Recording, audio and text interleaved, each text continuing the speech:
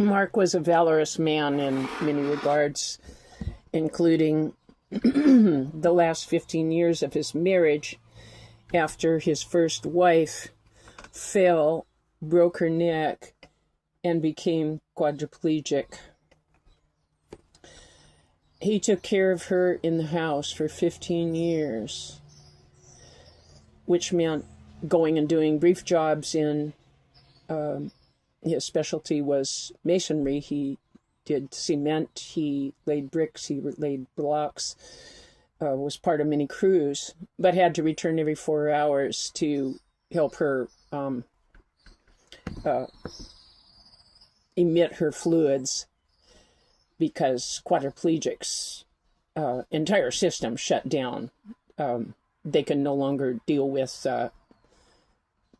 digestion. She had some very limited use of her arms and fingers and continued using a computer, a brilliant woman who did editing of medical papers together with him in the winter months when he wasn't doing masonry in Minneapolis and St. Paul.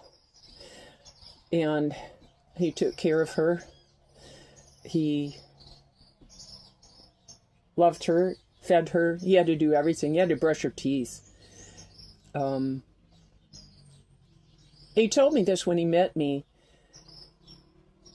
and I contacted her surviving sister to hear the story and verify it, because as a single woman, I probably think everybody knows that men might say anything, and I wanted to know if a guy really had the good character to be faithful in his circumstance. 15 years in a handicap apartment with her, and I learned that it was true. He was described as a saint who could do no wrong.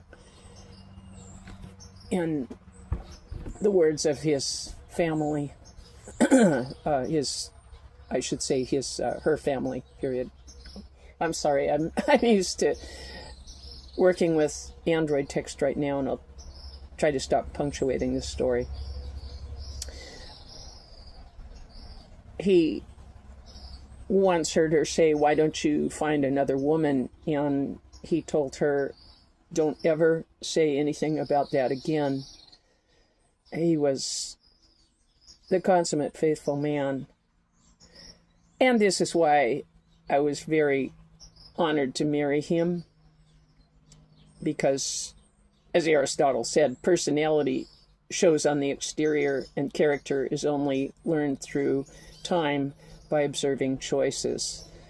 And Mark was singular, both in valor as a soldier, in integrity as a musician, and in loving kindness as a husband to a marital situation most men of his generations would have walked out on and blessed themselves for having cared about their personal life over the trouble of taking care of a disabled spouse. Mark is an extraordinary soul, and he's with the Lord, I know, and I miss him tremendously.